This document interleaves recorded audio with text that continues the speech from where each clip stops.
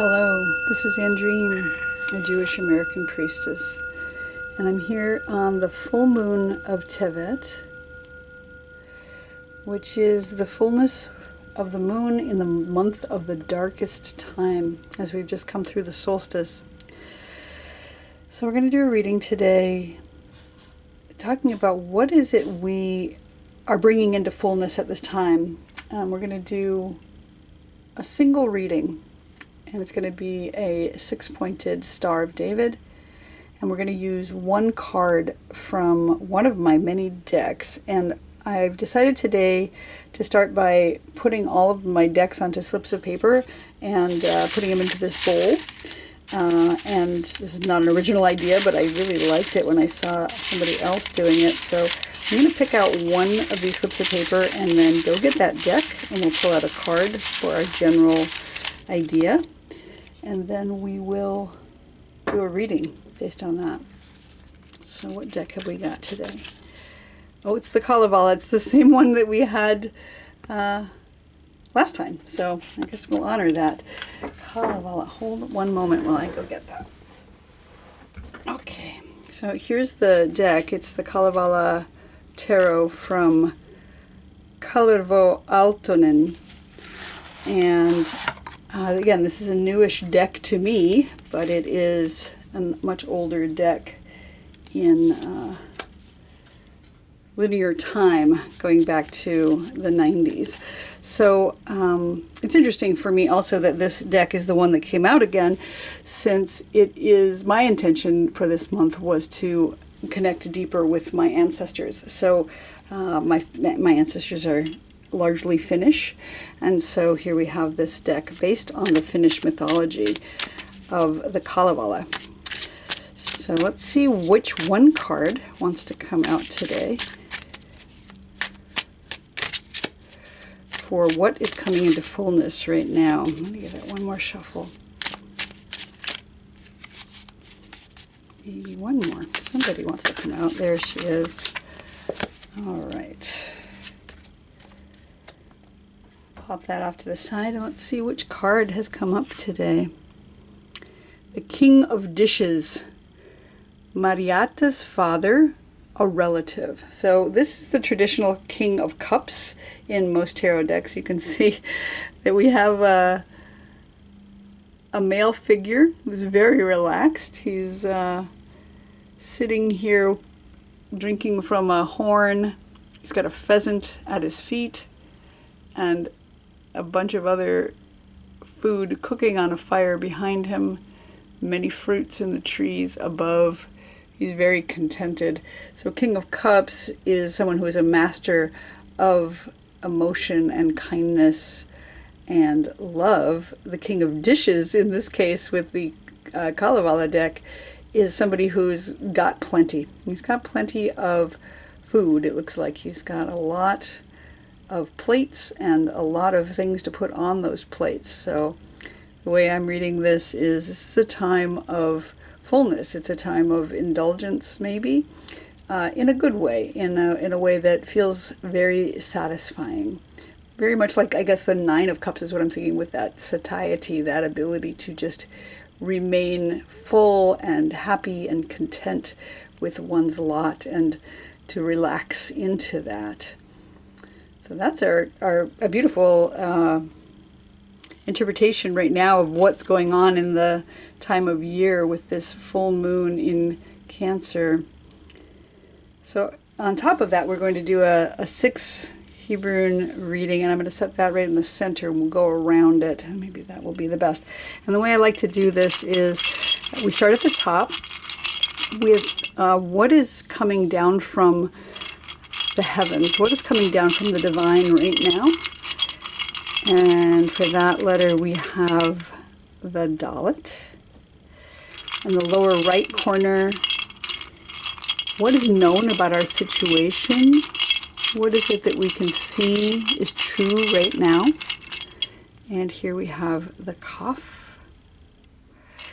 And in the lower left corner, what is unseen about our situation that will help us to know more about the current fullness of this situation we're in. We have the kuf. So we'll start with reading those three, and then we'll come back and do the other three. Let me zoom in just a hair here. Okay, let me pop those up. So starting with the top, what's coming down from divinity is the letter Dalet, the letter that means a gate or a doorway. It's a transitional space, a liminal space. So we are transitioning right now, and what the divine is offering us is an open door. It's that place where we get to step through into something completely unknown and unseen. The Dalet is the number 4 in Gematria, and so in some level it speaks to those 4 directions, north, south, east, west, those 4 elements of earth, air, fire, and water, and the 4 letters of the divine name, the Yud, He, Vav, He. And it's a very stable number, 4 is. So we have those four corners of the posts of the doorway. We're standing in the center of that. We're standing in the center of those elements, in the center of those directions, and in the center of the letters of the divine name. Dalet can also be seen to represent a birth canal. So it's a way of birthing from one thing to another. I don't know if you've ever experienced this, but for me, like when I walk through a doorway, sometimes very much so, my mind goes blank and I walk into the room and go, what am I doing here? And then I turn around and walk back out into where I was, and then I get that information back. So the divine is offering us this doorway, and we need to step through it. And sometimes we can lose our way when walking through those doorways. So it is helpful to pay attention to what directions are out there, which are the 4 directions, what are our choices here as we step through that doorway. How can we lean on the divine name, which is that name which means was, is, and will be?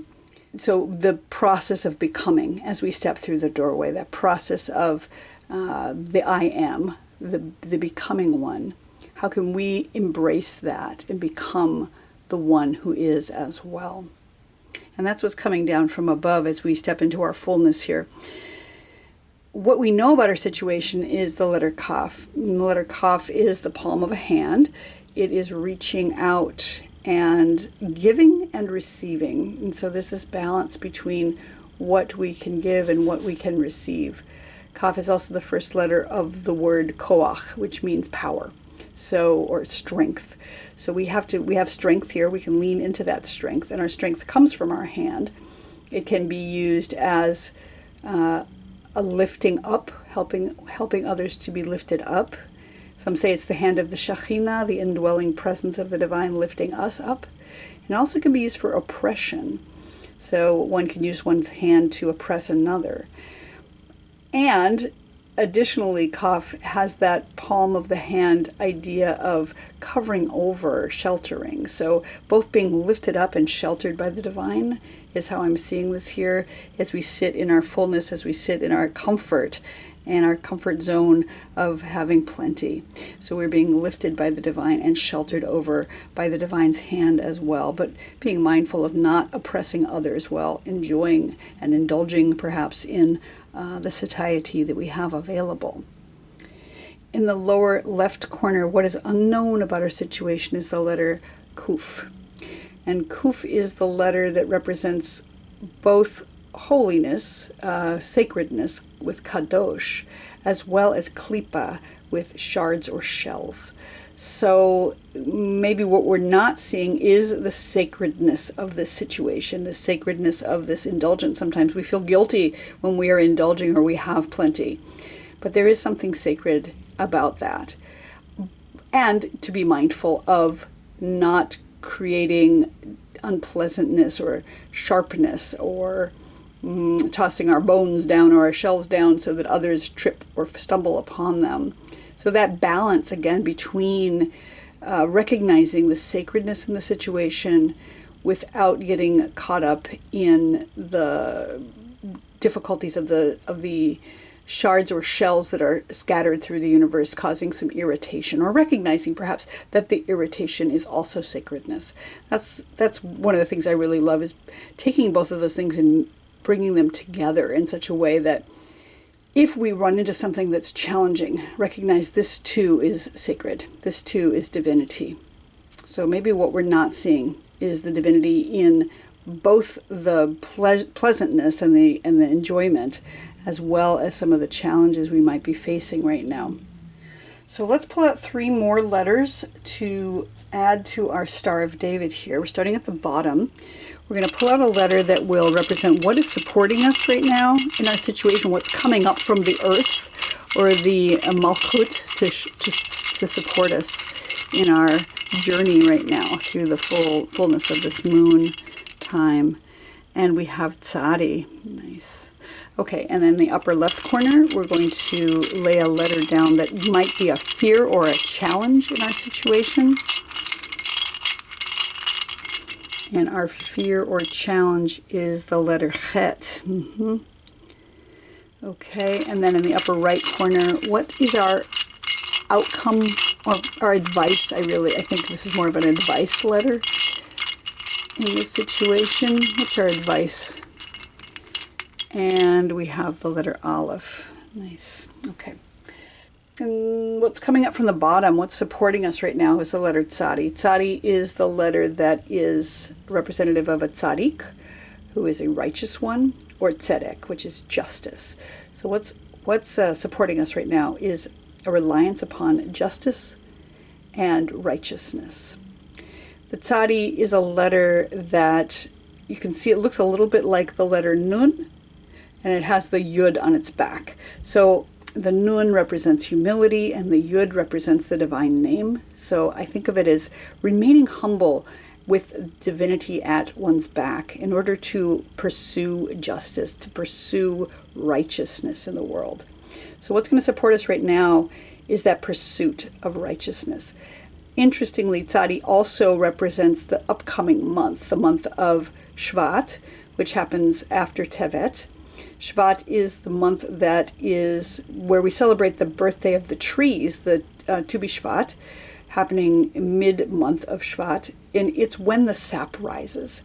And Tzadi looks a little bit like a tree. You can see it's got those branches coming up at the top and a little bit of earth at the bottom, maybe roots going down.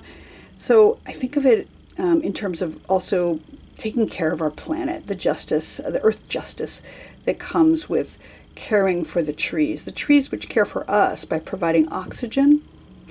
And the oxygen is the only reason why we are able to breathe on this planet. So really the justice of taking care of our planet right now, what's going to serve us possibly is getting outside even when the trees are bare and it's difficult to see growth, knowing that underneath the surface those roots are holding fast and that soon the sap will rise and the trees will start to make the buds that become leaves in the springtime. So get outside, even in the cold in the northern hemisphere. Get outside, look at those stark branches against the sky. Look at those branches. Tzadi is also affiliated with the tribe of Asher. Asher, who was the son of Zilpah, one of Leah's handmaids. And it's in some texts referenced as possibly Zilpah came from a different Semitic tribe, which had a reverence for the trees. The feminine divine that dwells in the trees is known as the Asherah. This is a tradition that has been suppressed widely throughout Judaism. But the Asherah is that divine feminine that dwells in the trees and brings fertility and fruit. And I love that we have the fruit coming down from above here in this card as well. So lean into justice, lean into particularly earth justice and the trees, and how you can bring fruit about in your life by reverence for the divine feminine, reverence for the earth and the mother who gives us fruit and the mother who gives us air to breathe. What might be challenging in our situation, upper left corner, is the letter Chet. The letter Chet is the first letter of the word Chai, which means life, but it's also the first letter of the word Choshek, which means darkness. And Choshek is where the letter Chet first appears in Torah. Darkness is a part of the divine. It is the light, just the absence of light, but it's still part of divinity. But it can be frightening, and we are coming through that dark time of year. So as we're challenged with the darkness of the year, remember that this too is divinity. Het also is the first letter of the word chuppah, which means marriage canopy, and it is about contracts and commitments. It's the number 8 in Gematria, and to that end, it represents the infinity loop, because the 8 is that looping shape that represents the infinite. So there may be something having to do with, is this darkness going to last forever? Is the divine here in the darkness? Is the infinite one here in the darkness with us? And really face one's shadow self. That dark time of year is a time to face the shadow. The number 8 is also the number of days that an infant is when they are given a name and when they are circumcised, if one follows that tradition. So there's this covenant, the covenant one makes with the divine by giving a name to a child, by giving a circumcision to a child, that Brit Milah. We can make those covenants, but the covenants can be frightening. They can be scary, and they can bring about blood sometimes. So being aware that all of these commitments and covenants that one might make right now are still of the divine, even if they are frightening, even if they are a challenge, know that divinity dwells in the darkness as well. There is a holy darkness at this time of year. So lean into the infinite, really embrace the shadow self, and understand that this too is divinity. This too is holiness. And our advice in the situation is the Aleph. Aleph is the first letter of the alphabet, and to that end it is the number 1, the oneness of the divine. Aleph is also the mother letter of air and breath and the lungs in the body. So breathe, really spend time breathing in, spending time focusing on oneness. Aleph has this contradiction between unity and multiplicity. If you spell Aleph with a different vowel, it comes to Aleph, which means 1,000. So it's both 1 and 1,000. This in the same way that there's just infinite faces of the divine. So even though we are used to seeing the divine as light and happiness and joy, it also represents darkness and klipa, those shells, and challenges around things that we are uncomfortable with. So coming to reconciliation with the oneness of the divine and the multiple facets of the divine. It represents the yud above and the yud below, the balancing between heaven and earth. And that looks a little bit like a scales here. Aleph is the first letter of the divine name El, and the divine name Adonai, and the divine name El Elyon, and the divine name Elohim. And it's also the first letter of the word Adam and Adamah, which is human and mud, earth. So balancing heaven and earth, balancing, coming back to the earth justice here, the breath, the air that comes from the trees, taking time to just breathe, sit in meditation perhaps, and focusing on the infinite and the oneness. And that can be a beautiful way to balance those ideas of light and darkness. I'm going to pull out one more letter just to drop in the center of this card and see what our outcome is here in the fullness of this time.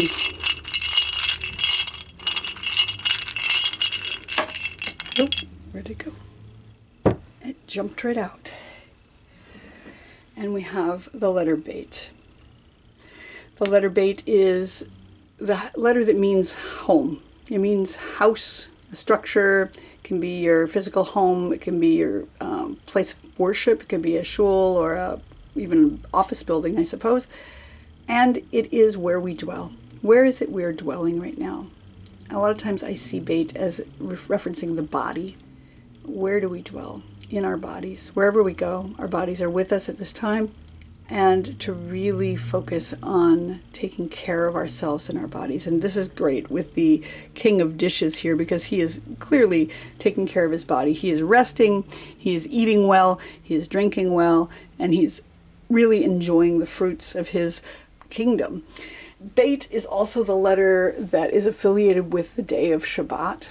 It has to do with rest. So maybe this is a good time to just take extra rest if you have the ability to do so in your life, to take care, to even just take a moment to breathe, to take a moment to eat good food, to really be in your body, to really take care of your home too, maybe cozy up next to a hearth right now. Beit is the first letter of Torah. It is Bereshit. So although Aleph is the first letter in the alphabet, Beit is the first letter of Torah in the beginning. And it means in and with and to. So it's this preposition letter that gives us the ability to go through a doorway. I affiliate the Beit with the matriarch Sarah, because she is the one who welcomed guests into her home. And she made her home wherever she was, in tents as she walked through the wilderness with Abraham. I hear a conch shell being blown in the background.